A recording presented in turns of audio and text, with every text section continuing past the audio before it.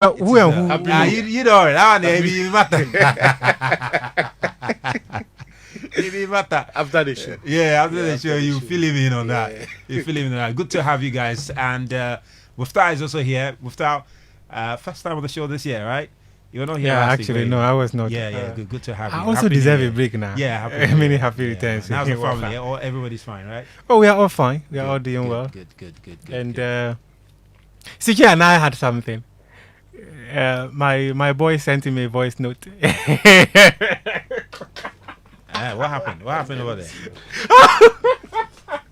No further comment. No further comment. It's okay.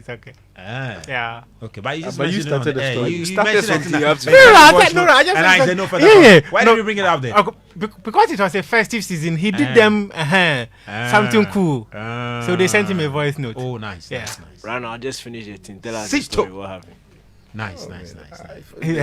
This one is rich uncle. And our babies are being given Christmas and festive period. That want to be. I think he's taking the opportunity to say thank you.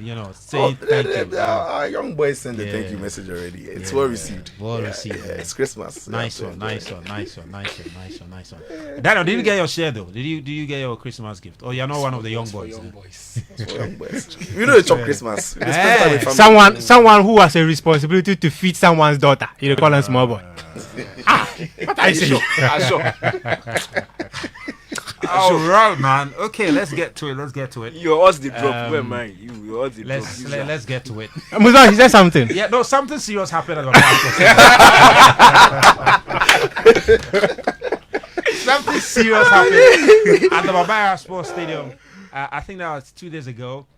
Some facts. That was actually yesterday. Yesterday, good. Yeah. Yesterday, some facts went to the National Sports Authority office there and forcibly evicted the Ashanti Regional Director of the National Sports Authority, Kwame Bamensah.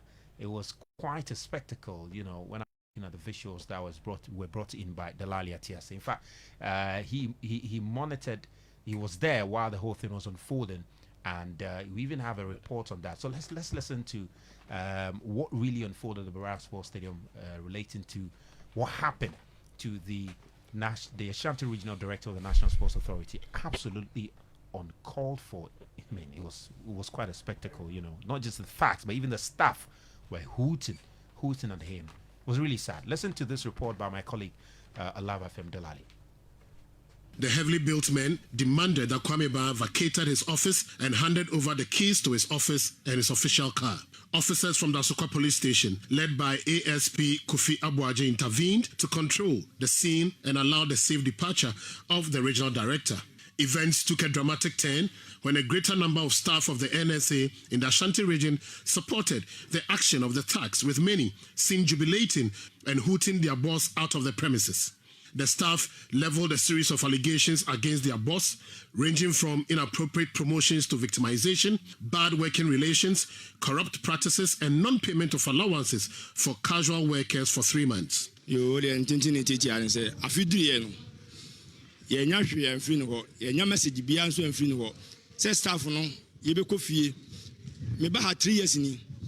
Yebeko bia mpanifo no wa to ensafre nyina no mo hyira se kwa mo kɔ no staff mo hwɛ mo nso ye na yenyensa me hyia sondwe mu yi ebesa ba biom no no ma sa ka kyerɛ staff mo kɔ mo hwɛ mo nso ye na afie beba no yenyensa be hyia sondwe mu we de yenya message bia mfiro bia hɔ sɛ ya pon sɛ ya mpon ye yenya hwe ana ye yo ana ɔde beto platform sɛ ɛne o meeting 11 o'clock 11 time no so ya ko meeting yante hwe you answer not the minister about to say meeting Namaso. And your Ross call say I didn't meeting Namaso. No, so close to platform. Quam Baba, or say NSC, Scania, but buying what Fusca.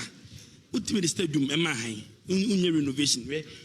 I'm out for a Juma over 3 months in Chomoka. But December, I would me amount 100 million that could bring. Stop. I don't know what's money 100 million.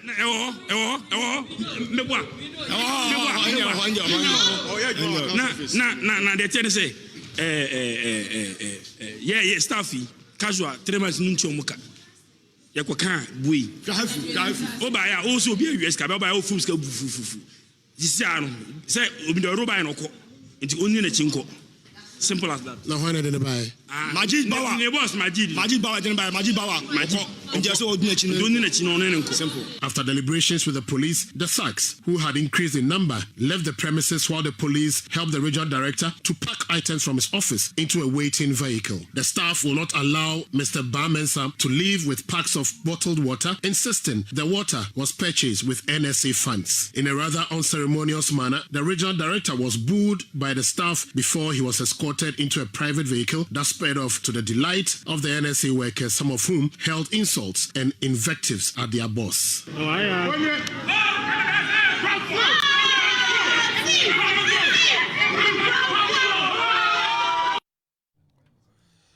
Well, really interesting developments there. But Delali himself has joined us on the phone. Delali, Happy New Year to you, and thank you for joining us. Have you been in touch with Mr. Kwame Ba-Mensah, and what has he been saying about this very development? Good afternoon. Happy New Year to you as well. Unfortunately, I've not been able to make direct contact with Mr. Kwame Ba-Mensah. But then there are some developments happening since yesterday. You know that, I would say that we did one part of the story. And so today we also try to, as it were, gather the other side of the story. That will be that of Mr. Ba-Mensah, Mr. Kwame Ba-Mensah and his side.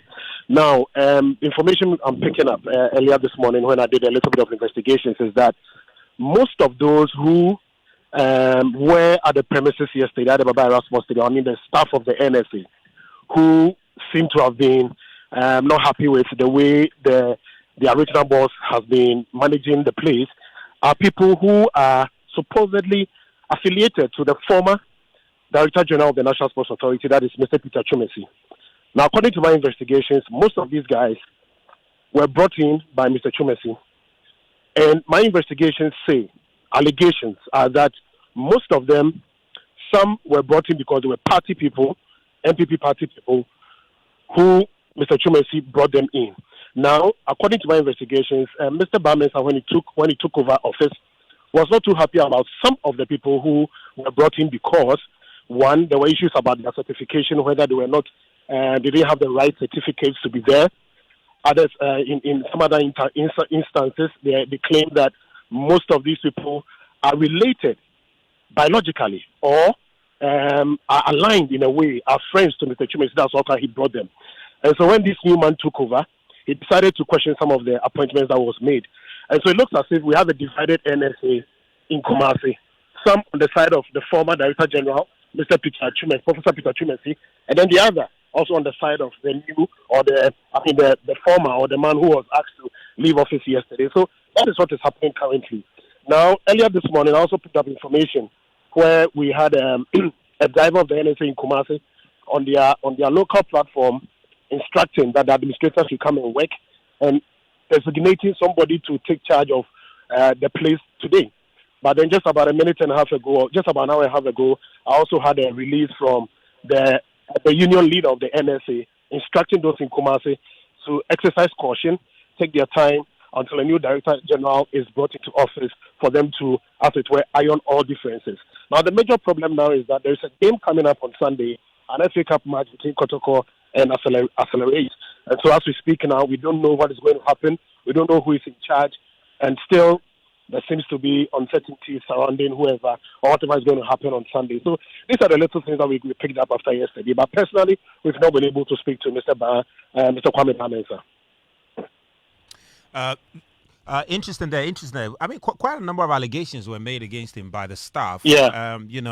Not sure if in your conversation with them, they were able to substantiate some of them. Difficult for them to substantiate. I asked one, if you heard that particular incident, I asked him, how did you get to know that the man has embezzled over 100 million? Later on, after that interview, he tells me that, well, he works in the account office, he knows what he's talking about, but there was no documentation to say that this or to prove that indeed the man has embezzled this amount of money or not. But you see, if you study carefully what is happening at the NSA in Kumasi, it dates back to when Mr. Peter Chumesi was in charge. And so these things have gone on for a while. Those on the other side feel that he brought in people who were not qualified to be there. Others also felt that he gave positions to people, elevated them to other positions when they were not due to be elevated to those positions. So there seems to be a division. There is a crack in the front of the workers in Kumasi now, and I guess that those who are going to come later on will have a lot of work to do to, as it was, streamline whatever is happening to bring some sanity and peace to the working front of the NSA here in Kumasi. But the original narrative was that all of this thing happened was instigated by some NDC thugs or individuals affiliated with NDC. Yeah. Is that what you gathered, or this was actually an internal thing that was championed by the staff? Indeed, there were. Initially yesterday, there were 3, according to my reports, or what I gathered at the stadium when I went there yesterday. They told me that there were 3 to 4 boys who came in a motor. Now, I think you saw the pictures of one holding a gun. Some are saying that it was a toy gun. Well, we were not there personally, but he was holding a gun with this 24-hour economy pasted around the gun, with his T-shirts, with all NDC paraphernalia around him. There were 2 others. Now, when I went to the stadium hours later, yes, indeed, some guys came in. Although they will not tell us who they were, you will gather that you might think that they have the power because they feel that probably their government has taken over. And I'm very sure that the workers of the NSA took advantage of what happened to also express their grievances. In fact, there was a meeting scheduled between the workers and the NSA boss, the Ashanti regional boss, yesterday at 11 a.m. Now, these thugs got to the stadium around 9 a.m., and then all these hula baloo started, this commotion started, and so that meeting was called off. And so it was like a coincidence. It happened, and just the time that it happened, the workers were already charged going into that meeting, and so they also took advantage of what happened and then did what they did. In my presence, other guys in motorbikes, not apart from the 4 who were there initially, came in, and we counted about 12 or 13 of them in different motorbikes. They came in, had a scuffle with the original boss, who has also brought in some 2 guys to come and protect him before the police came. And so when they were told by the police that, okay, we are taking the key from the man, and as you said you don't want to see the man in the office, we are making sure that the man is evacuated the office. We'll take the key from the man and just make sure that he gets a peaceful evacuation. And so when they were assured that the man is not going to stay in office, they moved their motors and left. It will be difficult to say whether they are NDC people or not. But then, from what we saw, from what was transpiring in there, and their comments and everything, I would not be surprised if they are aligned to the current NDC government here. Well, just finally, though, in some other visuals, we saw this very individual you were referring to who was holding what looked like a gun, entering offices and telling people to leave the offices. Yeah. The police came and we didn't see any arrests made. Did the police explain why they chose not to arrest any of them? Well, they didn't explain. I had the opportunity to speak briefly to the commander who was in charge, ASP Kofi Abuaje from the Soka Police. He told me that all they wanted to do was to make sure that there was peace, there was sanity at the place. They didn't come to arrest anybody. All they wanted to do was to make sure that the regional officer or the regional director evacuates the office peacefully without him being harmed in any way at all. So that was their mission. Their mission was just to evacuate the man from the office for peace to prevail. And that's exactly what they did. And up to now, you have not heard that anybody has been arrested for no one has been arrested. No, not to my knowledge. All right. I found out that there's been virtually no arrest made yet. All right, Delali, thank you very much for your time. You're welcome. That's Delali, my colleague in Kumasi, who was on the beat, on that story, that forceful evacuation of the Ashanti Regional National Sports Authority Director at his office at the Barbera Sports Stadium. Well, let me come to the guys now and get their quick thoughts on this very development. Let me start with you. I think I've got your mic on. Muftau, are you surprised things like this are happening? It actually started in the headquarters. Oh, really? Yes. At the Cross Stadium? Yes, that's where it started. When did that happen? Oh, that was 2 days ago. That was on Wednesday, yeah. The accountant of the National Sports Authority got there. In fact, that one is the internal staff. They said, no, you will not enter your office today. The accountant? Yes. They said he will not enter the office. The security, led by Kumoji and Co. His name is Kumoji, right? Yeah. They said they were not going to allow the accountant into the office. So it started there. And in fact, those who were in charge had actually even made me to understand that when you get to the Accra Sports Stadium, there are people at the entrance of the stadium who question you where you are going because they are now in charge, right? They are now in charge of the stadium. Or what exactly? Well, their government is in power. Those are the claims. But I think this is actually happening because previous incidents were not penalized. Trust me. Yeah. And it has motivated people to continue to do this. Wrong is wrong and should never be condoned. We were in this country when some people even had the temerity to go to a court and set people free. If these people were penalized, I'm not sure if there was a change in government, people would be motivated to go and do the things that we are actually witnessing right now. The NSA accountant, what is his crime? They say he was brought by the Controller and Accountant General, who has the responsibility of assigning accountants to the various government agencies. Is it not the Controller and Accountant General? So what were they actually fighting? So I was a bit confused until they sent me some tickets suggesting that the accountant is taking monies and he's not directing the money to they sent me so many tickets. Some of them were charged 200 cities, some were charged 150 cities. Some funny figures. They were raising, allegations against the accountant. Against the accountant. I tried reaching the accountant so that I could get his side of the story without any success.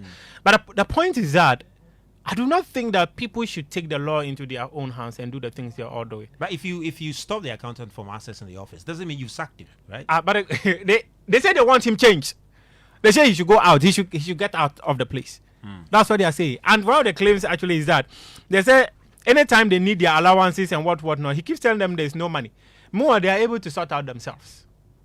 When you say there's no money and you're not paying us our money, so how are you sorting out yourself? Yeah, I think the same allegation was made in Kumasi. They If- said the man even was the- not paying some you see, allowances too. Dala mentioned something quite interesting about the people supposedly having alliance with the former Director General, Professor Peter Chumeti. We're all in this country when the Finance Ministry gave the NSA clearance to employ at least 250 people, right?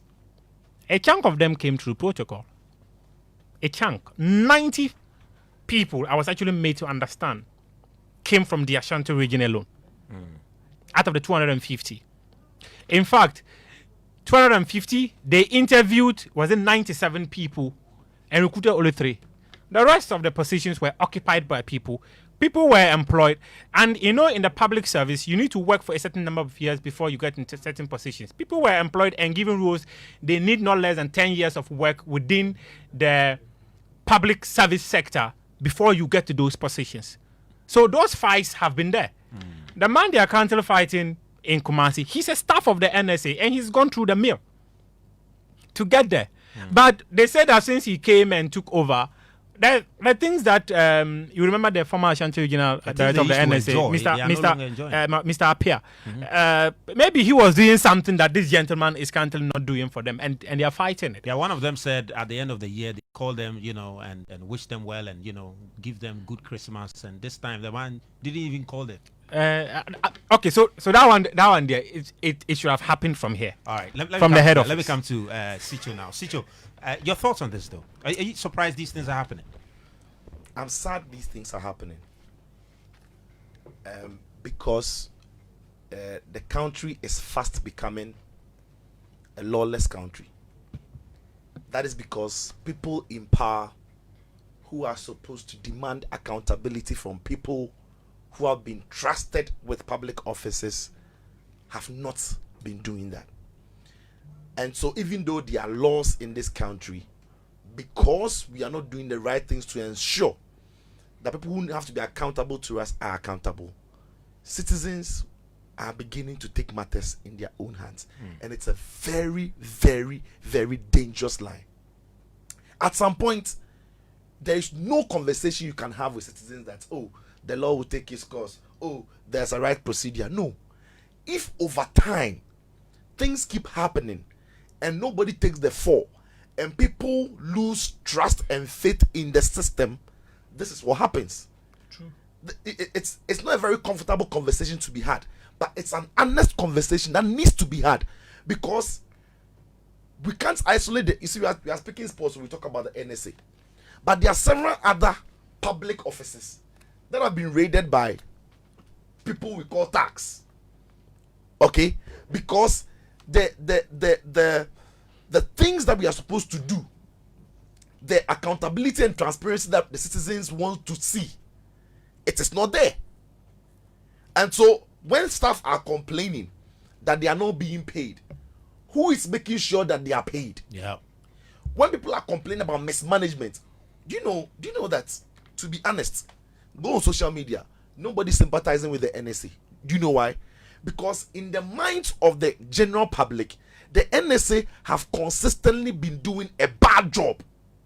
Because the Ghanaian is not stupid. The Ghanaian remembers that when Ghana was going to play a football match in this country, Ghana struggled for a venue to find a venue, and the venues are being managed by the NSA. So if the average Ghanaian is at home, and some Ghanaians are saying that they don't want high-placed people in the offices at the NSA to be in the office, the Ghanaian is comfortable that it should happen. So we are beginning to set a very terrible precedent, and we are beginning to, see people lose hope in the systems that need to get people working, need to get people producing results. And for me, if you ask me on this matter, I sit on the fence. Oh yes. Look, we need to be honest as a people. The job that the NSA have been doing in this country, are we happy about it? The answer has been no. And it's not been a year, it's not been 2 years, it's been for a very long time. Now, in that period, what has anybody done to get the NSA working? Nothing. Absolutely nothing. So citizens who are concerned are taking matters in their own hands. And the worrying part is the staff of the NSA are happy this thing is happening. Those who work there, those who are working with these politically appointed people are happy these things are happening. So I can't sit here and all of a sudden say that, for the last 8 years or 6 years, things have not been going well at the NSA, but you should go home. You should I'm not going to be. And I also won't sit here and say that every Ghanaian should move. So I sit on the fence. So I'm bringing the two sides of the coin to the fore, so that politicians and people in power will know their faults, and then Ghanaians who are concerned will also know that, look, in the long run, if they are distractional, and I'm happy this one, there was no distraction of property. I'm happy this one, they've not said that anybody went to the office to steal documents and blah, blah, blah. They are just saying that, look, these people can't be here. And at some point, if we want to change these things in this country, we need things like that. Then are you also sitting on the fence on this one? Sort of. Yeah, deal like something Anim Addo yesterday. No. I mean, you do that thing. You do that thing. No, Zach. You see, the issue is, if you are going by the book, that is not the way you get somebody out of office. That is true. Yeah. But I think Sicho has properly articulated it. We've reached the point where it is very difficult. Yeah, the book is not working, and it's very difficult to tell the average Ghanaian to go by the book. Now, if you listen to Delali, not the report, when he was talking, mentioned some allegations. Even in the report, some of the staff, somebody said there was 100 million in the office. Yeah. Yeah. He paid himself 100 million. 100 million. His end of year package. You see, when it comes to things like this, and the staff are talking, there are this level of allegations. There's been no investigation to prove them wrong or right. Like, we just sit there, things happen. The Auditor General, when the Accounts Committee, when the Public Accounts Committee, when the former NSA head went there, look at the gaps, look at the sums of money that were mentioned. What has happened to him? Like, what investigation? Nothing has happened to him. In fact, when they asked them to go and arrest someone in Tamale, they did it. You see, so for a staff member who is sitting there, hasn't been paid in 6 months, when he's watching that thing on GTV, he's happy that they are catching him, thinking that measures will be put in place to get the money back, and hopefully he can chop some Christmas. But it didn't happen. So in January, when he has gone to use his kokromoti and some people come and they say they are this thing there, fine. He will allow for, you see, like, you need to put yourself in people's shoes to understand some of these things. And we've reached a very difficult place. We've reached a very, very, even the AC is crying. We've reached a very difficult place.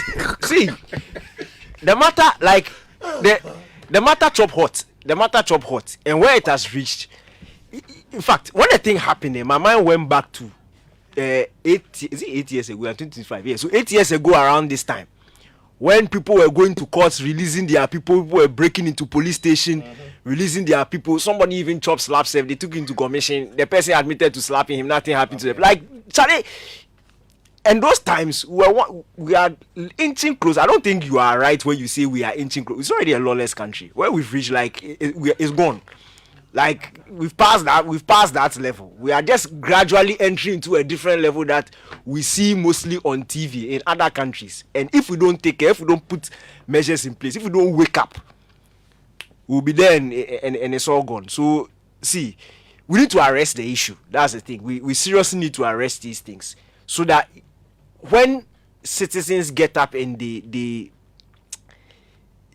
commit these lawless acts, you can punish them on authority that the law has been working, so you didn't need to do that. You get where I'm coming from. But if the law is not working and people are going scot-free, it's very difficult for somebody who has not chopped salary for 6 months, somebody who during Christmas was texting his cousin for Momo so that he can buy his son Christmas chicken. It's very difficult to tell him to sit down and allow what law? Like, Charlie. But I'm a bit confused. In 2016, some of these things didn't happen. Joe Penge was still there until Robert Stafford Mensah was appointed. No. We are not talking about sports alone. No, I get it. But since we are narrowing to the NSA. Muftau, yes. Specific to the NSA. Yes. It is the jungle that the former government allowed the NSA to become. Okay. That is provoking people to behave this way. Everything that happened in Accra, Tuesday was it? And then yesterday. Wednesday. That was Wednesday. Is a byproduct of the former government's failure to resolve all of the issues that happened. And they are heartbreaking because the main issue that triggered all of these things, the presidency was petitioned. President Akufo-Addo received it, did nothing. Ioko, special prosecutor, CID, every state agency. And SIGA too was petitioned. SIGA as well. Yeah. And then the NSA board. Now, the reason the NSA staff are doing what they are doing, and unfortunately, Kwame Ba has been caught in the crossfire because, as fate will have it, he was the co-author of the original petition against Professor Chumesi, the petition that I'm referring to, that broke down a litany of issues at the NSA, at the top rank of the NSA. Yeah. I did that story back then, and I'm going to read to you some of the things that the petition highlighted so that people get a sense of why junior staff of NSA and some senior staff of NSA feel that this is the chance for them to speak their truth to their superiors. Now, on the 26th of June, I authored a story about the petition, about this very petition, and as I've said, Kwame Ba was a co-author. Now, if you look through the petition carefully, they spoke about one of the factors was breach of NSA scheme of service. And I quote, and I'm reading from the petition. It says, there is an entry requirement for all categories of public service workers, and NSA is no exception. Exactly, but the Director General flagrantly disregarded this requirement relative to your NSA scheme of service on placement and grading structure and placed newly recruited staff on higher ranks or grades without corresponding qualification or experience. So you have someone in the NSA who have worked for 15 years, for 10 years, and beyond the work experience, have furthered their education, have got both the paperwork and the experience to back it. But when there was time for promotions, Professor Chumesi decided to sidestep what was the laid down NSA scheme of service. That essentially tells you how promotions are supposed to be done. Now, majority of the staff have personal links, and this is according to the petition. It says majority of the staff had personal links with the DG. So by that, they are referring to the newly recruited people who suddenly got instant promotions after their recruitments. For example, a person with a degree in biochemistry who has never worked in public service before was placed on a grade of deputy director and made deputy head of HR and secretary to the NSA management while still under probation. This happened. And guess what? Nobody on the NSA board questioned it.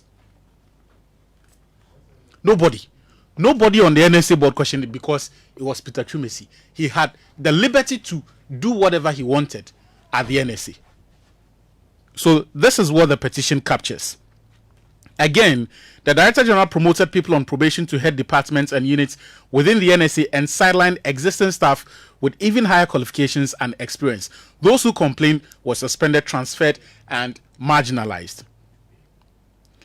There are other aspects of it. It also speaks about the misuse of public funds, conflicts of interest, the deceit of divide and rule, the missing vehicle, and then even incidents of receiving double salary. Double salary. They pay this man twice for that long. He took the salary. Someone decided that, okay, you governments, let's assume that you didn't know you were paying this man double salary. But we are drawing your attention. Investigate this matter and then correct it. Nothing happened. Guess who wrote the letter? So when it was his school in Kumasi, KNUST wrote the letter to the ministry and drew the attention that he was taking double salary. But still. So, Musbao, when these employees, right, these employees have been there, you have staffed the NSA with your party boys. A lot of them who are not qualified for the job, do not have the right certification, do not have the experience. When they came in, you did not only give them the job, but you gave them instant promotions. And these are the same staff who are pushing out the people who at the expense. I am bringing this one. Say that I'm petty, me, I don't care. But I'm bringing this back to show people that this is what they said at the time. Anyone who spoke against the regime was called a hater. So while I sit here and I'm not happy, you think Kwame Ban is being punished for what he did? So that is one leg of it. Peter Chumesi. That is one leg of it. Kumasi is like Peter Chumesi's home. The NSA Kumasi is like Peter Chumesi's home. When he walked in there, and I was discussing this with Sicho, that maybe he should have made significant changes to the composition of the staff there. Because the bulk of the people there are people loyal to someone you have gone against.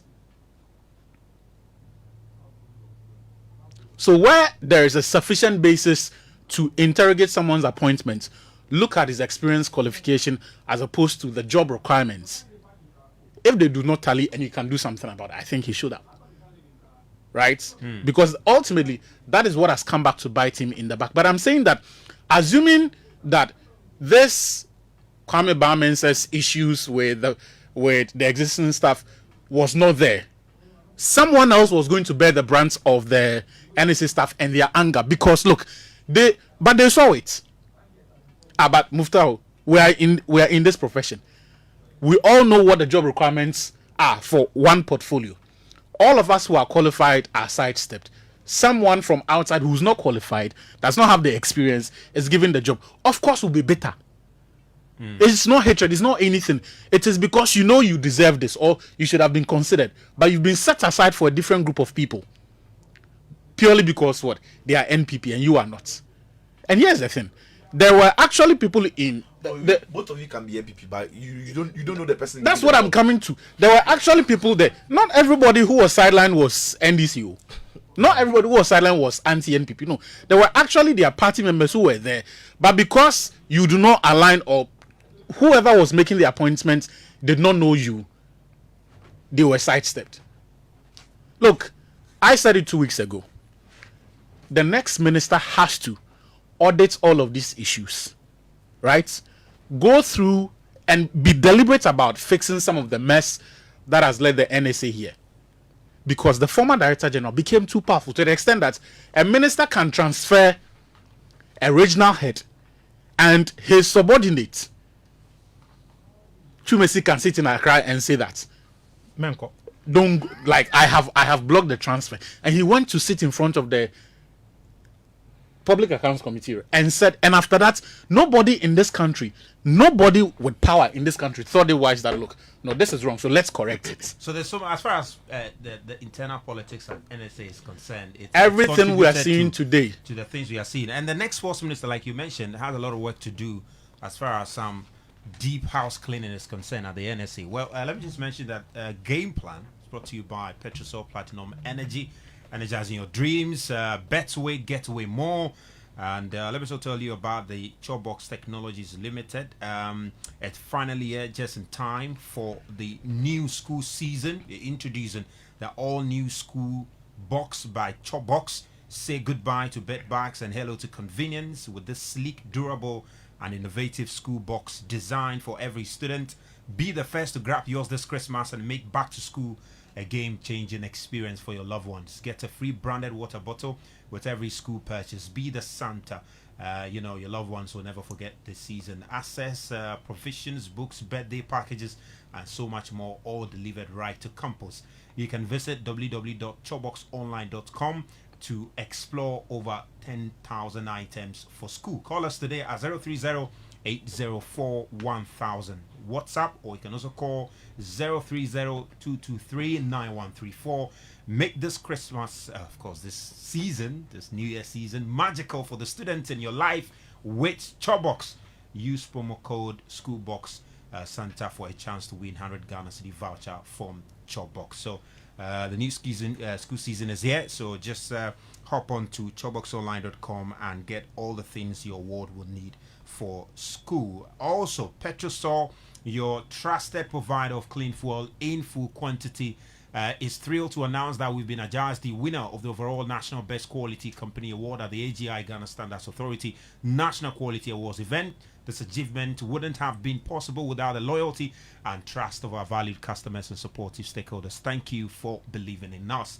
At Petrosol, we are committed to delivering top quality fuel and lubricant. This award is therefore an external validation and testament of Team Petrosol's commitment to quality. We assure you that we will continue to work tirelessly to ensure that our product always meets the highest standards of quality. Please drive to any Petrosol station for clean fuel in full quantity and also stand the chance of winning amazing prizes from our Energizing Dreams promo, which runs till the 31st of March 2025. Petrosol Energizing Dreams. Well, while we are talking about sports, we also have some quick update for you on what's been happening in showbiz. This is the showbiz news flash, and we got that for you. So let's take that briefly. I will continue with the discussion. Big thanks to him there. Well, let's continue. And just heard that Fanchos join us on Zoom. We'll hear from him also very shortly.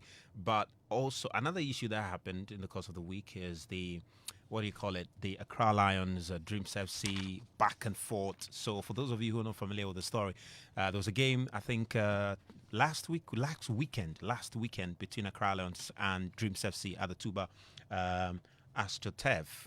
And there were some questionable decisions that were made in that game. The referee was Maxwell Hansen. Accra Lions, if you look at the video they supplied, some offside decisions that were made against them, very questionable. And they went on to release a statement calling on the Ghana Football Association to improve as far as the performances of referees and ensure that the integrity of the Ghana Premier League is enhanced because of what happened in that game. They feel that they were cheated. Just say it plainly, they feel that they were cheated. And then quite a number of people responded to that. One of the people who made or even supported their call was Anim Addo, a former executive council member of the Ghana Football Association and co-owner and president of Young Apostles. And he says that, well, he supports the call by Accra Lions, and he feels that referee Maxwell Hansen in particular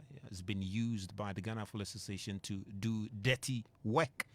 And went on to say that even in times past when he raised concerns about him, referee Maxwell Hansen, at Congress, he later heard that he was being threatened with relegation. His club, Young Apostles, were being threatened with relegation. Now, this did not go down well with the Ghana Football Association disciplinary committee, who felt that his comments were in breach of certain regulations of the Ghana Premier League, and therefore have charged him with misconduct and have asked him to file a defense latest by the 13th of January, else a verdict will be given against him.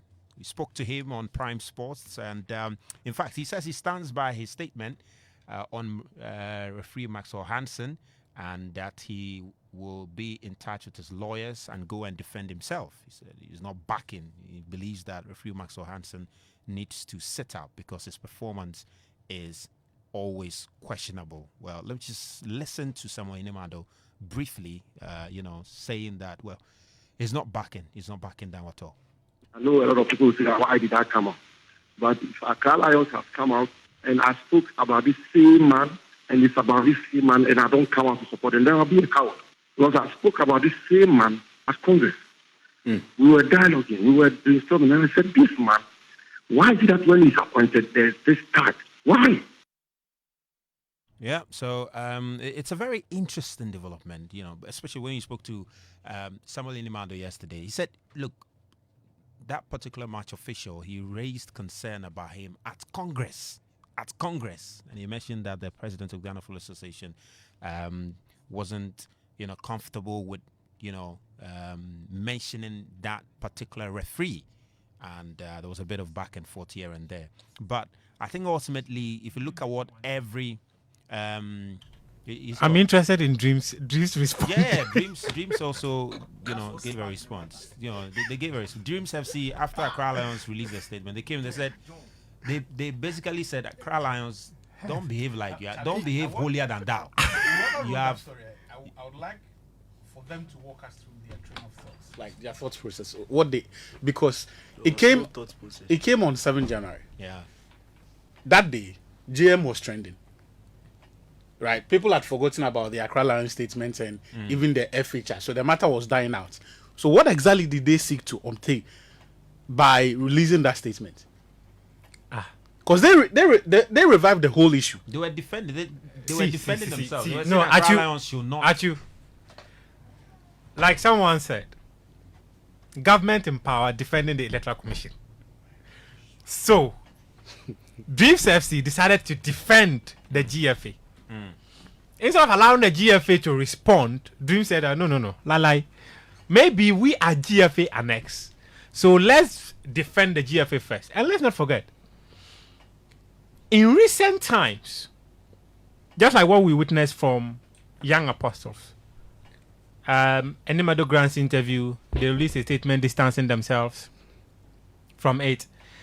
Kujo Fiano granted the interview. Gaka released a statement distancing themselves from the chairman of the Ghana League Clubs Association. In Swatriman and this. Even in Swatriman and Ungra was even a bit different.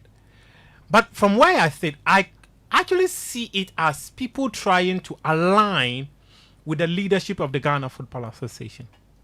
Maybe if you don't align, like this guy, Anim Addo alleged, they will threaten you of relegating your team. I do not personally think that it was the responsibility of Dreams FC to come and respond, because the statement released by Accra Lions was not directed at you. Had nothing to do with them. It had nothing to do with Dreams FC.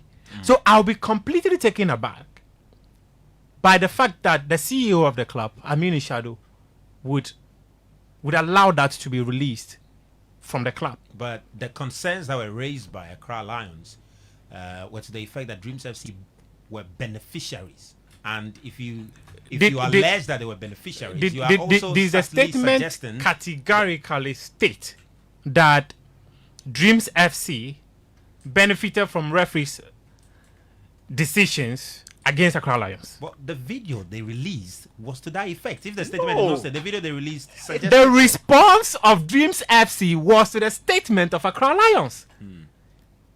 Because it was after Dreams FC even came and responded, that's when we began seeing the videos online. And I'm sure Accra Lions now decided, okay, if we want to respond, then we'll release the video. And in fact, Sandra said he cried after watching the highlights of that game. and in all of this, it's a reaction for me. But I do not think that the Amin Addo I know will draft that statement from Dreams FC. I do not believe so. So you think somebody drafted and put his name there, or what would I suggest? I'm just saying.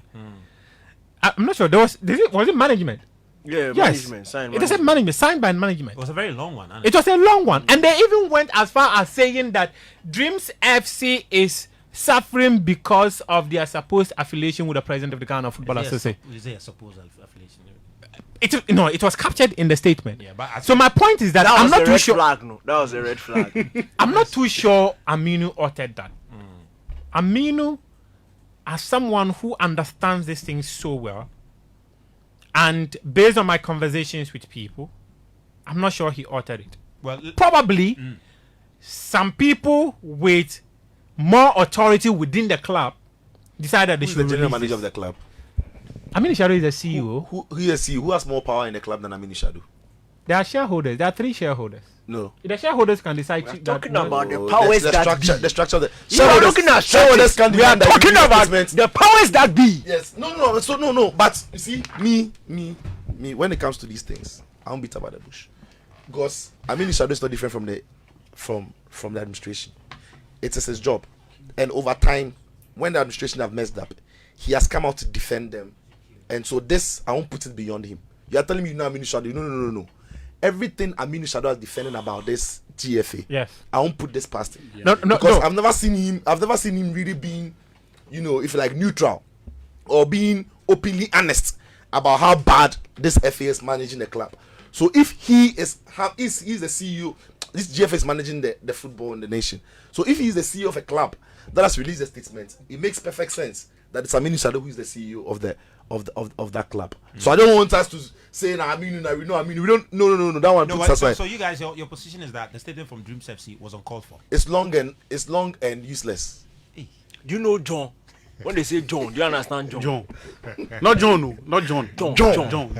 John.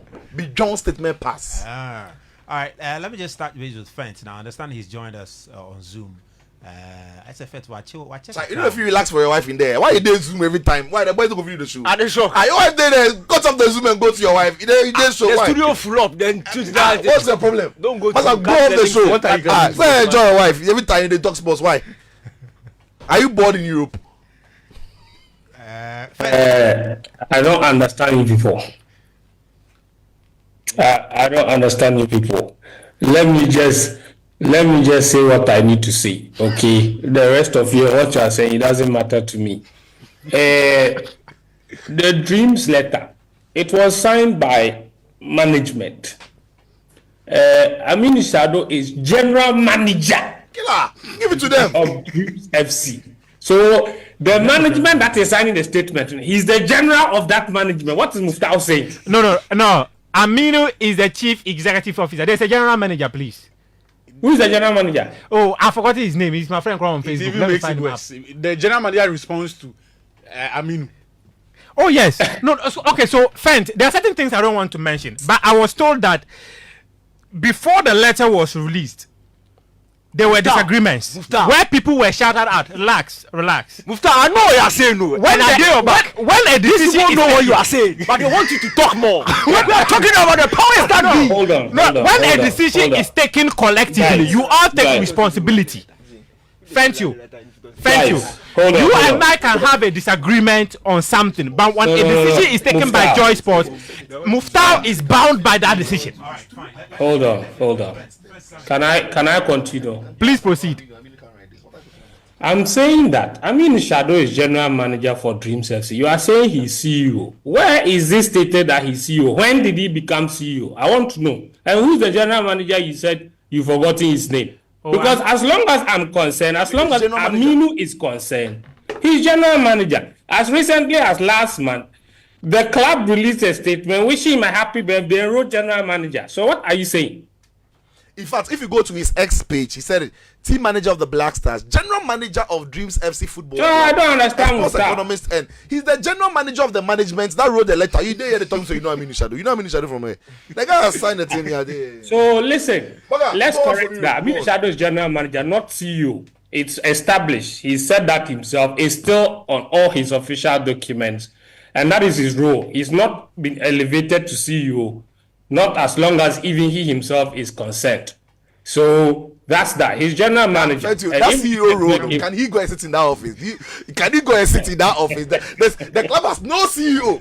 There's a ghost CEO. Can he go and sit in that ghost office? Now you go here. So there is no general manager anywhere. That is Aminu. Then he has a deputy general manager.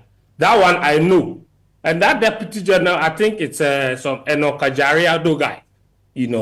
So, but bottom line is that I agree with the guys. I don't think the statement was necessary. For me, it was overly defensive for a position that was not necessarily theirs to take. And the honesty is that Accra Lions were basically complaining over officiating. They didn't attack Dreams FC. Neither did they insinuate that Dreams FC had something to do with what happened. They just complained about the performance of the referee, and they were complaining to the Ghana Football Association. Dreams FC did not, there was no need for them to respond in the manner in which they did. And even if they wanted to, I feel like the statement should have been brief. It was a really long, winding statement talking about things that were not in their purview, things that were not necessary, asking Accra Lions where they need to channel their complaints to, how they need to engage in the back. That's not your job. You understand? This is to tell That's you that not your job. the statement. So I feel that was very unnecessary. On the substantive matter of Maxwell Hansen and the Anim Addo and all of that, listen, I think every single club that has been on the bad side of officiating in this administration absolutely deserves it and have no right to complain. Because this so-called Maxwell Hansen or Charles Bulu or their complaint, people have been complaining about the performance of certain referees for the longest time. At the end of last season, all of us were outraged by some of the matches that took place in the Ghana Premier League. The people said that we were bastardizing the league and that we should shut up, that the media talks too much. Even young apostles themselves, do you know how they also got promoted? They were beneficiaries of dodgy refereeing decisions in the Division 1 league last season. Anim Addo didn't have anything to say about that, did he? So I'm saying that they only complain when he goes against them. And he was part of this administration. Look, he's a friend of the media. But in the last 4 years or 5 years when this administration was in power, when he was part of that administration, how much did he willingly complain about any of the things that he was seeing? He said he went to Congress and complained about Maxwell Hansen. What about the general nature of the league? Or the general performance of officials in the league? Did he have anything to say about that? Because Maxwell Hansen is not the only problem when it comes to officials in the Ghana Premier League, is he? So I'm saying that, look, I understand that sometimes when you're in a certain position, you cannot speak. But when you benefit from a system that is bended towards benefiting you, and then when it doesn't, you start complaining, people struggle to take you seriously. So I'm saying that it's good that he's speaking up now, but for a lot of us that are concerned, a lot of us that have followed this league, we've been talking about this the longest time. And in a time when he also turned a blind eye to a lot of our complaints. It's now that it suits him, he's talking about it. But you see, I understand why Anim Addo himself is talking about it, because ever since he's left the GFA, this current GFA administration, when he didn't win his bid for re-election in the next exco, he's become a target of some of the people in the system, according to the information we have picked up. And so he himself has to assume a very defensive position. And that is why at the end of his own statement, you see that he's saying that nobody can force him out of his continuous investment in the Ghana Premier League or in Ghana football. Because at the moment, we also know that there's a reason young apostles went to release that statement. And in a move that is similar to what Muftar is talking about, that, you know, that it may come from somebody and not necessarily another person. Anim Addo owns 40% of Young Apostles. Okay, he owns 40% of Young Apostles. Mr. Donfe owns the other 40%. Then his wife owns 20%. Whose wife? So Addo's wife or whose wife? When he speaks and he says that whoever released that statement doesn't have any power over him, he knows exactly what he's talking about. So, from what we understand, there are people that are trying to get him to offload his shares. And you see, his issue with Young Apostle, it stems from sale of players from a long time ago. People feel like some money has been chopped and they've not been given some, and it's all very controversial and it's all very, very convoluted. And I don't want to get into details of that. But bottom line is that it is clear that there is a massive conflict happening at Young Apostles. And the reason I bring that up is that in itself is a bigger threat to Young Apostles' fight for survival this season than any sort of officiating or any sort of colluding or conniving that is happening or that he thinks is happening at the FA level against his club. And I think that he needs to clean his own house. He needs to address all those issues first. And then he can now join all of us to have a conversation about what's going on with the officiating in our league. Because for a lot of us involved, Sicho, Daniel, Achu, Muftau, we've been speaking about this the longest time, about how the Ghana Premier League lacks certain integrity because of not just officials, but several other things. Because Mediama were also charged on the same day that Anim Addo was charged for preventing broadcasters from broadcasting the league in 2024. And you see, you can go on and criticize Mediama for their action, but Mediama themselves they have a point, because what is the arrangement that you have with a broadcaster bringing cameras to broadcast our league when we don't stand to benefit one city, or there's no disclosure of what we stand to benefit from this arrangement? Why do we do that? And so yes, you can go and charge Mediama for doing what they did, but bottom line is, when you strip the issue down to its bare, you see that Mediama have a genuine case for asking legitimate questions and asking the people what locus they have to come there with cameras and come and shoot their match. So the issues are there. Listen, we all try as much as possible. As for Sicho, he doesn't want to hear about the Ghana Premier League. And for someone, same for Daniel, and for someone who worked in the Ghana Premier League for 2 years, crisscrossing this country, running commentary. Who told you 2 years? Crisscrossing this country and endangering his life for as long as he did, investing time and energy to get to this point where he doesn't want to hear anything about the league. It must have taken a toll on him from what he's seen. And, we try our best all the time, but the FA doesn't help. They don't help. I'm glad that Startimes are coming back. I hope that new arrangement, Achu did a brilliant story this morning with some details of how they eventually found their way back. But hopefully, I think the only reason the FA has gone back for Startimes is because they want a certain standard quality of the images going up. And yes, they might have tried their best in quotes in the absence of the Startimes in the last few months. But a lot of what we saw was an eyesore. That's not how a professional league should be broadcast. And I'm not exactly sure this is the fault of the ones producing, because I don't even think they themselves were ready for this sort of production when they were engaged. So it seemed like they were doing the FA a favor. So now we've been forced to go back to Startimes. And Startimes have lost a lot of customers in that period when they weren't in charge of the league. So I hope this new arrangement works. I don't know the duration of the new contract and how long it will run for.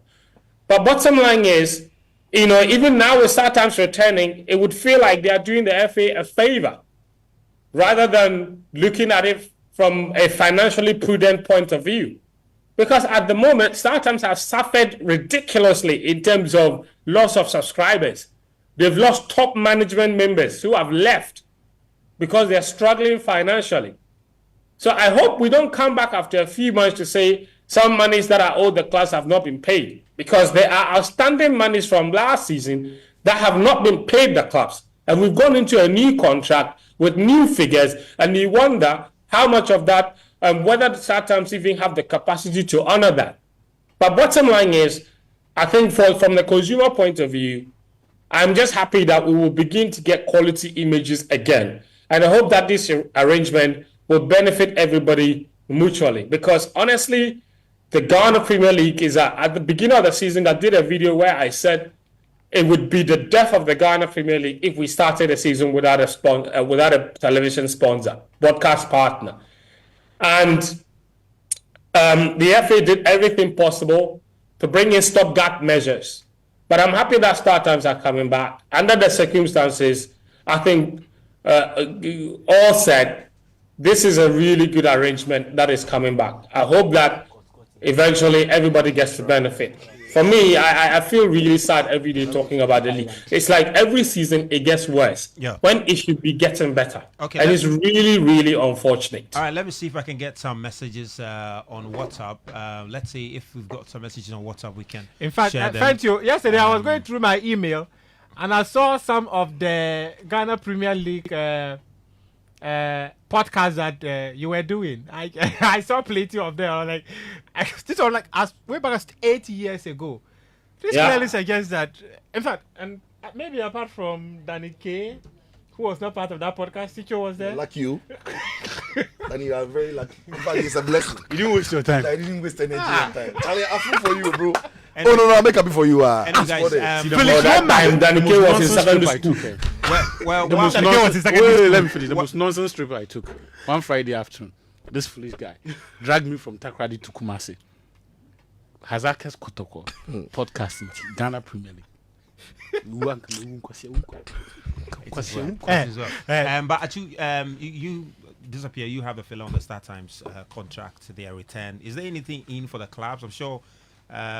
For the club administrators who might be listening, is there anything good for them in it?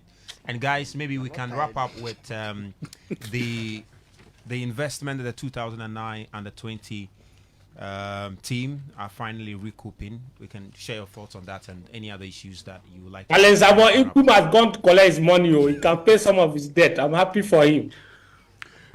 Look, I need to quickly say this about the young apostles thing, right? I don't agree with the idea that they have internal issues, so they should resolve it before they complain about officiating. That one is nobody's business. They are running their business. They have their disagreements. And also, if there is someone misbehaving according to this morning, we've seen Uradomfe himself, right, granting interviews and essentially also distancing himself from the comments that his son made and saying that the shareholding has not changed.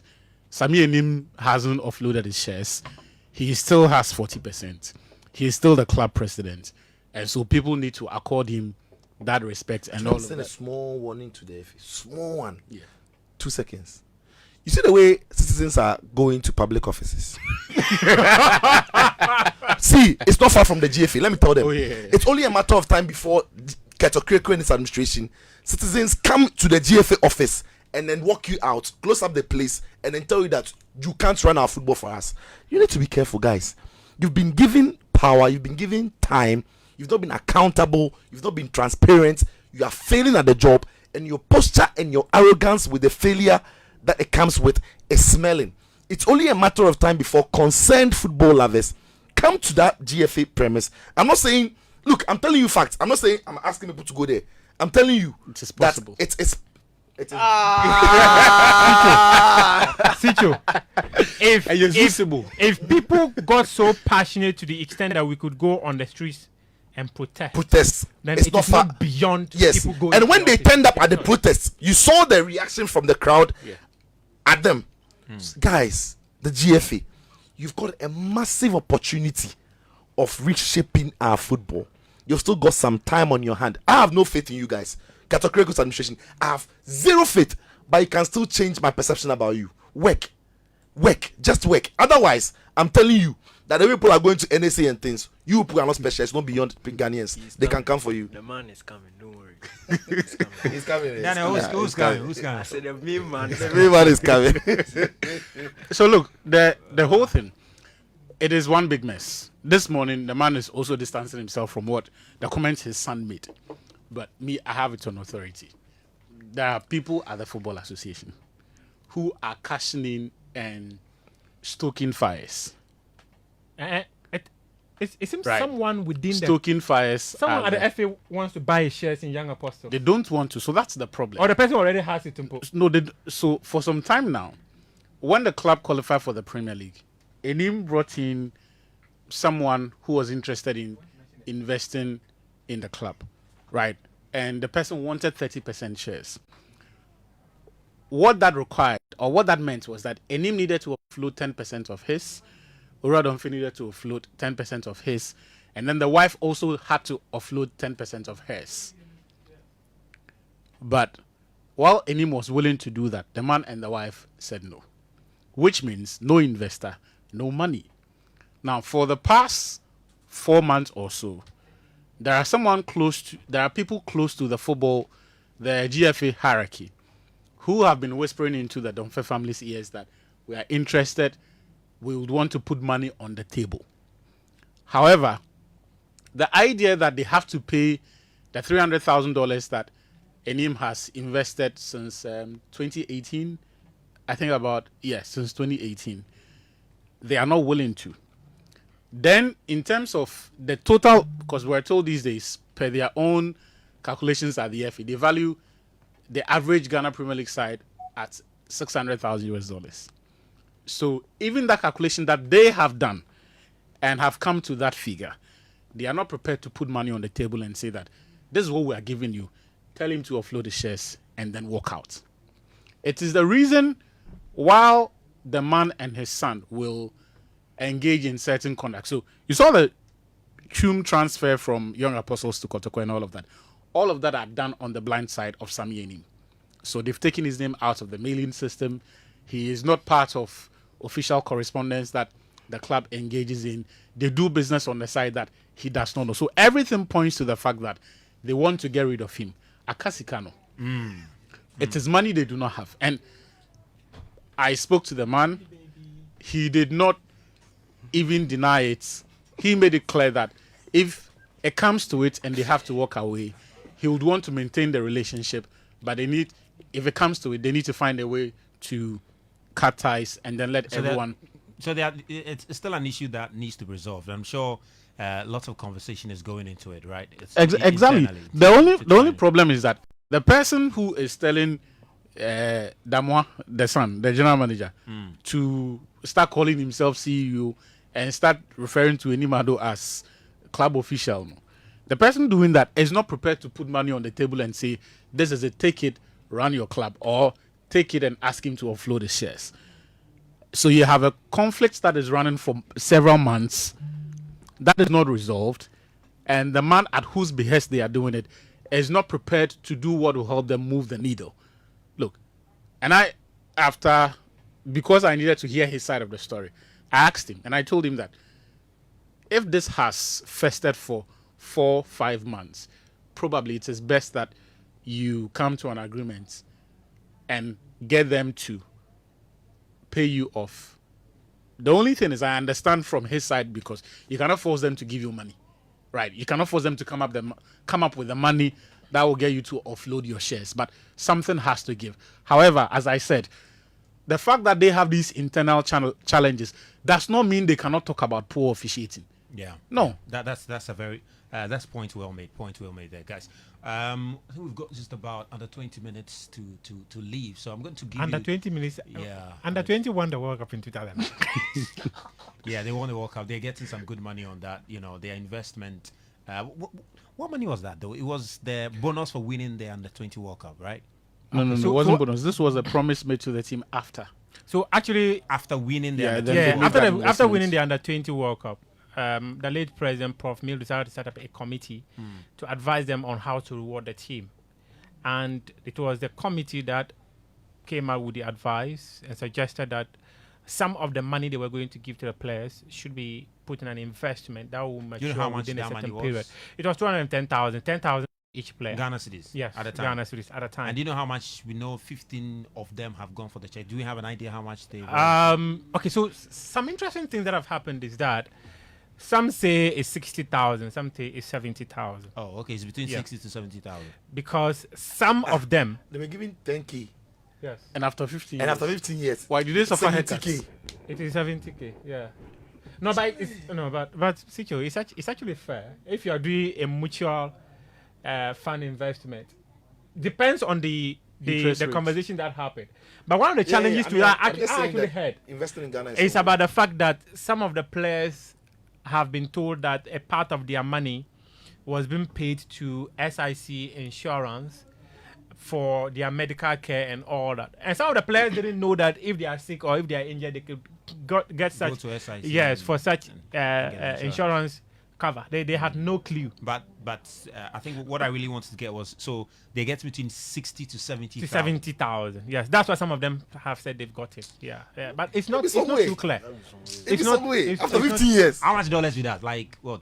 Oh. 7,000 or No cash. Oh, that would be like around 5,000. That would be like $4,500. that 15 years. Bro, investing in Ghana be some way. At the time, it was like 100,000. 1:1. Yeah. At the time, then the At the city was time, strong. yes. So It they've was lost- 100,000. they've A lost- dollar was they've lost 1.1. So they've lost. That's what I'm saying. Yeah, they've lost. Around That's what I'm saying. 4,000. They've lost money. It's probably around $4,500. Like 4K, 4 Yeah, that's what I'm saying. It should be around $4,500. So it's actually make back. not good enough. But they got cash. So Okay, they got cars. They got cars. yeah. But you Corolla cars that devalued after 5 or 6 years. Maybe the next time they should ask for gold. Should ask for gold. Yeah. Yep. Ask for gold. Yep. If they say they want to invest, they say give us gold. Gold. No. But the point. gold The point equivalent of is the that it was a committee Yeah. that I advised. mean, I'm saying next time they should also suggest give us gold. Yeah. If you're going to take 15 years to Yeah. then invest that. Yeah. But 15 years is maybe actually a long 60, time. 70,000. Yeah. It's actually a long time. No, this thing don't really make sense. 15 years. Yeah. Because the calculations we're doing. No, Mufta, So the at thing what really makes sense. rates? At what rates? That is where many of them have concerns. You've already gone to take the check. Bro, then get haircut. And Charlie. in fact, I mentioned it. I mentioned it. Some deductions price. In fact, in my conversation with like 2 or 3 of them, I told them to ask whether they suffer some of the haircuts. They should ask. They need to clarify that. Yeah, because 60 to 70K there, 15 And years. how much of their money was being paid to SIC Yeah, they have for their medical insurance cover? No, they have to look into it. One of the players, actually I was told one of the players, Salifu. I was told Salifu was one of the players who was actually able to go to SIC when he got injured, and the company took care of it. So I'm thinking that if indeed it happened, they should cross-check for haircuts. Yeah. How much was being paid to SIC for their medical insurance each year, so they can calculate that and have a perfect picture as to how much they were supposed to get. But a chunk of it. But they said that they didn't even know that they were supposed to go to SIC anytime they had You see, medical the matter you issues. say, as they say, the money pie there, everybody go take some. Oh. So what? I think for the remaining, Some of them will go for it next week. For those who are left, they'll go like, Charlie, 70K there. Then they'll start asking questions. 60, I think collectively, No, but I think collectively, It's actually I think massive. collectively they should go. The PFAG should look into this, and PFAG PFAG. should look into this and get, because 60, 70K some way. No, Yeah. but Some way. This is even some so, way. no, Charlie. 10,000 cities. 10,000 What are you cities. defending, Mufta? In It be 15 some years. way. 10,000 CDs to 60,000. It's not like a 5-year. 15 years. Hey, Boga, a decade and a half. 15 years. Charlie, by now, Some way. Nkum Anyway, has started calculations. Charlie, let me just come to you guys. Maybe next, Danny, let me come to you. Europe, any issue you want to deal with, and Let's move on. Let's go to if you take 10,000 in 2009, 2025 you are taking 60,000. No worry. Give me gold though. You make a put for my. No, listen, I want to see. Let me see the check myself before I believe this, because Charlie. I say you 60 could go to- take out. I mean, could be your party or you ajima video. Charlie, master. Beg you. We do associate on this. I beg you. Anyway. Ajimambedu is my friend. That's why I don't know him from anywhere. Yes, Yeah. Okay, before the Startimes thing that you asked about, sorry, I forgot. So basically, the main standoff was a difference of, I think, $10,000 that they had to pay the clubs, right? So each season there's 30K for each club. But have they paid? No.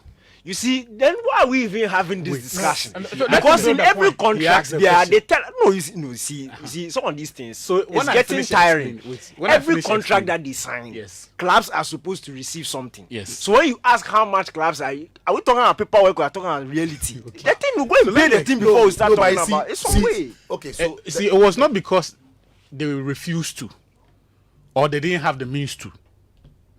It was because at the time, the contract that was signed, the exchange rates was not fixed. They didn't fix Which is a a terrible thing rate to do. for the dollar. So because they decided to go with the existing rates, it meant that when the CD fluctuates, when the cedi depreciates against the dollar, they will still have to pay at the current rate. Which doesn't The make sense. problem then was that you are selling your decoders and your subscriptions in Ghana cedis, but you have to make the payments in dollar terms. So obviously they were making losses. So they asked that for the $10,000 that was remaining, can we find a different formula and find a middle ground in terms of the exchange rate? So maybe say 7.5 or 8 or whatever, but something that we both agree instead of the 16 or whatever it is that per the going rate. Yeah. So that was one of the things that had to be ironed out. But if you look at the total debts that was outstanding, we're told it was $950,000. So they have found a formula for that, and they have again found a formula for the new contracts that they have to sign. So the club should expect some money. Really? See, I have worked with Startimes. But the new Startimes contract have hasn't been been signed yet, though. Startimes have been incredibly charitable with Ghana football and then the clubs. In these contracts, there's an end the clubs and the FA are supposed to meet. Every season they don't meet it. The branding at the stadium, which has to have Startime visibly every match day, they don't meet it. There is a promise to Startime that the league will give them a certain number of eyeballs. They don't meet it. That the league will improve the quality of the stadium for broadcast to be rich. They don't meet it. So truly, because the FA are not meeting and the clubs are not meeting a lot of their requirements, Startimes are not under pressure to pay. Because it's hand in hand. You can't expect them to pay that amount of dollars over a league that is not appreciated but depreciating. And sometimes they go to certain venues and they are blocked. They are blocked. The branding is non-existent. They'll go and put a track there and block Startimes. Everybody is talking about everybody, and you see Startimes. I'm very happy. I'm very happy this has happened to the FA and even to Startimes, because now Startimes hold the power. It is clear that nobody anywhere in this world want to produce and broadcast the Ghana Premier League. The only reason why Startimes are chasing it is because they've also done heavy investments. So their van is in Ghana. They've invested in studio equipment. They've invested in cameras and all of that. So they need to keep it running. But it is a fact now that truly, because the league is bad, nobody. Startimes have been off the scene for the last 6 months or 7 months. Yeah. They were looking for people to come and bid. Nobody came. Yeah. Multi-choice is still around the corner. They didn't come. Yeah. Local Afa came to, and even the FA was paying Afa to do production. And I know on record that there are people who worked on production that haven't received their monies because the FA the money no they come. So Startimes are in a strong position. If they were giving you 50 cedis to show your league, now they can tell you they'll give you 25 cedis because nobody wants your league anyway. Yeah. And they are the only ones who want it. So the FA have played a very terrible card. Very terrible. When this current contract dies, and the FA have not improved the standard of the league and the quality, again, no investor will come and broadcast. And Startimes will tell them that your league is depreciating, we won't pay this much. But the FA needs to do its end of the contract. Give Startimes what it needs. Give them what you promised them, so that when they have to pay, you can hold them to it. That's why they can hold. And you see, the funny thing is, the clubs don't even know the terms of the contract and the conditions they have to meet to be able to to fulfill the FA's end of the deal, because the clubs don't even have the contract. This is the FA that is running Ghana football. And that's where I find quite shocking that you go and negotiate a deal, and the clubs do not have an idea. But what why is are the clubs negotiated. not interested in the details? Oh, Why would they ask? If you go and talk, to the relegate, How if you go to Hansen, let me tell you, how can Hansen, Kotoko go and say I want the details of our And they'll tell you they will not give it to you. and you say you relegate Who Kotoko? they will not give it to you? What can you do? What is they will not give it to you? I don't get it. Heart of Oak went. How can Heart of Heart of Oak Oak go and went. not give it to you? Said that okay, what is there in this deal for us? FA say nothing. Then let's allow to also stream it on our platform. They say if you're a man, go and stream it. House of Oak went to the FA to make demand for this. Me, I don't understand. It didn't fly. you understand? So how is it going to fly? And one of the things that most of the class often do not agree was that in this Startimes deal that was signed for 10 years, the clubs went and sat down, had a meeting, agreed on every single thing. Then what do you want to say? Then when they went to China, they went to sign a 10-year deal. They came back. And before they even signed that 10-year deal, they had conversations on their WhatsApp platform that Startimes said they want to bring OB Van, they want to invest $20 million on the investment, and each year, if we are starting 1 million, the following season they'll give us 1.5, 1 point this. So they agreed and signed everything. When they were going to sign a deal with one company, I don't want to mention the name of the company, the club sat down and negotiated. And in fact, maybe I'll mention this name. Lawyer a year was one of the key people who was taking them through the legal steps. They agreed to cap the figure at a certain dollar rate, which was 6 point something or $7. But in recent times, you go to sign a deal, clubs are even demanding for it. You can't get it. You are told you will not get it. Mufta.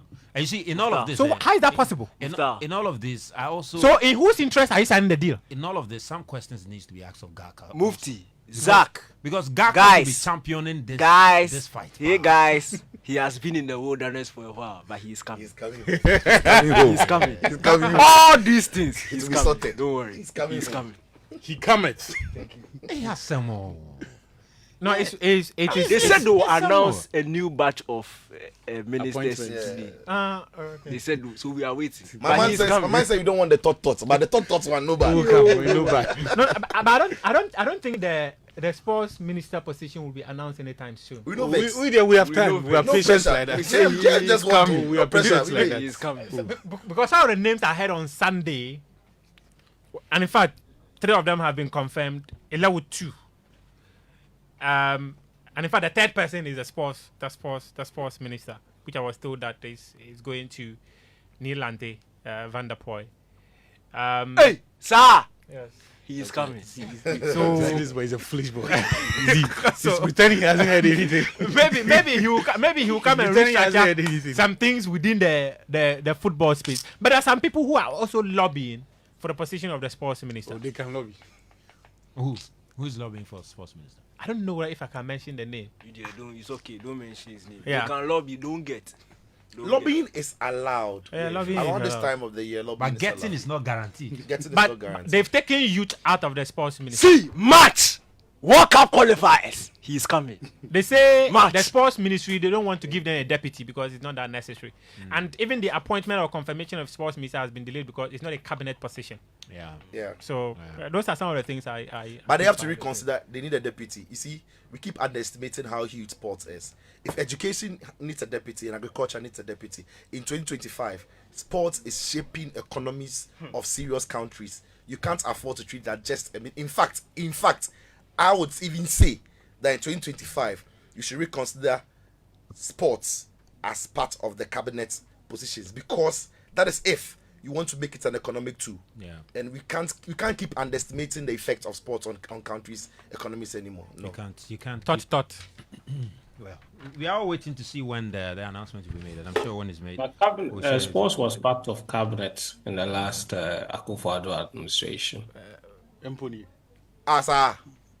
Yeah. Oh, then you try Mr. because He was always going for cabinet meetings. Who knew? I mean now what are we coming in the go? Am I PA? He was always going for cabinet meetings. Sports was part of cabinet. Yeah, I think it's important. It's that was in order, in my opinion. That was in order. Yeah. And just before, I don't know if you're signing out. Let's not forget about the late Christian Achi.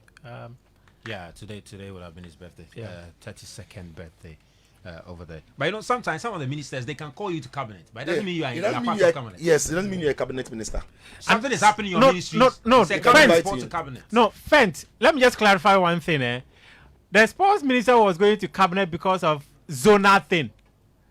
So it was from this zone, we need a cabinet person in there. That's what the sports minister was going to. Ministry is not a cabinet. Mufta, I'll just clarify what you are trying to say. What Mufta is trying to say is that Mustafa Yusuf happened to be part of cabinet because of regional balance, not necessarily because he was sports minister. Yes, exactly. I don't want to be in Cabra for no. Thank you. Welcome back. All right. Anyway. Well, guys, we'll possibly have to just draw the curtains here. But Hey, hold on, Musba. Danny K.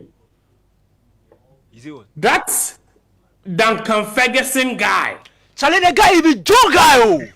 What do you Yesterday, Hey, somebody Peter, who was the this guy beneficiary has of massive nepotism, He Duncan Ferguson. Uh-huh. You your who father. was a beneficiary. If your father no be man, you coach. Like you go get professional appearance for your life inside. Then you had Somebody this rare history movement. This is rare about to be movement. made. You are draw, you know go fit score the people. Win, you know go fit score the people. We all hype the team. Make the boy come play 1 minute. No. We see you know go do because if he's sentimental, this thing. He's a serious coach. He said that. That's why we sack him. He said that the boy. We go sack him. The We boy go is a sack him. midfielder. We At go the time sack of the him. game, Massa, they needed a striker. Massa, you need what? So he brought in a You need striker. what? No, You guys. need what? You see, Hey, he be John guy pass. no, You see, you put the take He was emotions. just- It no be emotion. You It no be emotion to do your job. You- How did Duncan Ferguson become a professional footballer? Ask him. no, Dano. If not be popular, he turned professional Dano, footballer. the way you, Danny K. The way you In guys 4 jump years on the at team, Man people U don't understand between what I'm talking 1990 and Okay, 94. so this is the He story. played So this is the story. 28 FA Cup games game. in 4 Yesterday's years. FA Cup game. Ashley Young for Everton against Peterborough. yeah. Ashley Young's 18-year-old son is a player in Peterborough, and then Ashley Young's Everton came up in the FA Cup game. Ashley Young was on the bench for his team. His son was on the bench for his team, but Leighton Baines, who was the caretaker coach of yesterday's game, brought on Ashley Young. Now, everybody who wants the emotional part of football and the optics would have thought that Duncan Ferguson, who is the son of the great Sir Alex Ferguson, the manager of Peterborough, would have brought on Ashley Young's son so that I can have Daddy and son playing. But the guy's like, bro, no be family boy with the play. If you go home, you can play your garden. But he wants a result. Danny came vexed. Master, the guy be John. No, if be John, you are Peterborough, you are facing Everton.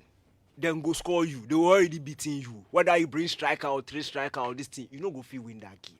Bring the boy on. This thing safe. You Duncan Ferguson. You nobody even know you safe. Because of this thing safe, you go.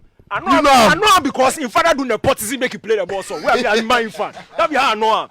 I know him sake of daddy in son can play for the team. Daddy in son. When we all know say the guy son, but daddy make you play like 25 or 28 appearances for mine. This guy if not being father. But today he's denying somebody's family the opportunity. 1 minute safe, make the boy can play 1 minute. He do some nonsense substitution. He brought in a striker. The boy is a midfielder. He was just. The striker don't get shot safe. The whole man they get one shot on target. The shot on target come before the guy. The striker comes there. They don't even see the Everton pole. That's what they want. They don't even see the Everton pole. What say Bibia? What destroy everything? No, it was just unnecessary from him what he did. And for me, I think if there was anyone better placed to understand the sentimental nature of these things in football, it is him. It's him. Hey, No, it's true. it is well. No, he's denied. Listen, you didn't see Ashley Young's tweet. Listen, people, you see, football is about stories. It's about moments like this. It's about these things. Look, you're losing 1-0. He said, if it was 2-0, I would have brought him. Even when they scored the second goal, he still had the time to bring him. You said football is about story, but this is a story. That's why you are discussing it. Massa. Duncan Ferguson has made a story about himself rather than the Youngs. And the That's painful why you are thing discussing it. Which the is the painful thing problem. is that in the lead up to the game, Ashley Young spoke about how he had prolonged his playing career to see a day like this where he'll be able to moment. face it. He should keep playing. I think he's still young. He boy- should keep playing. The boy chopped like 38. He should keep playing. That day will come.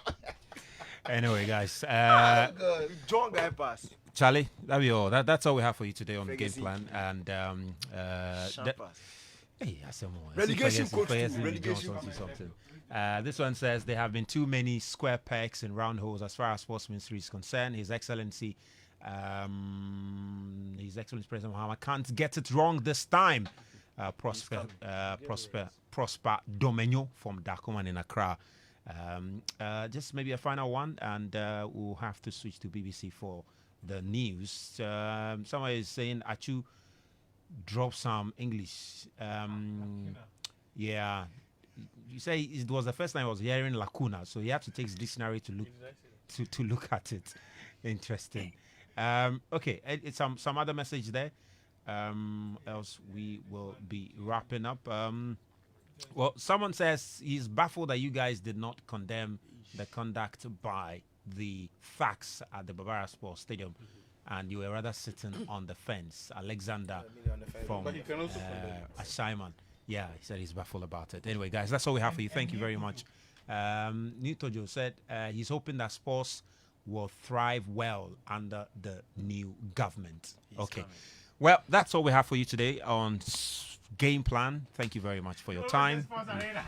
And I go to sports now, then I'll see Prime Sports. Yeah. Then, just...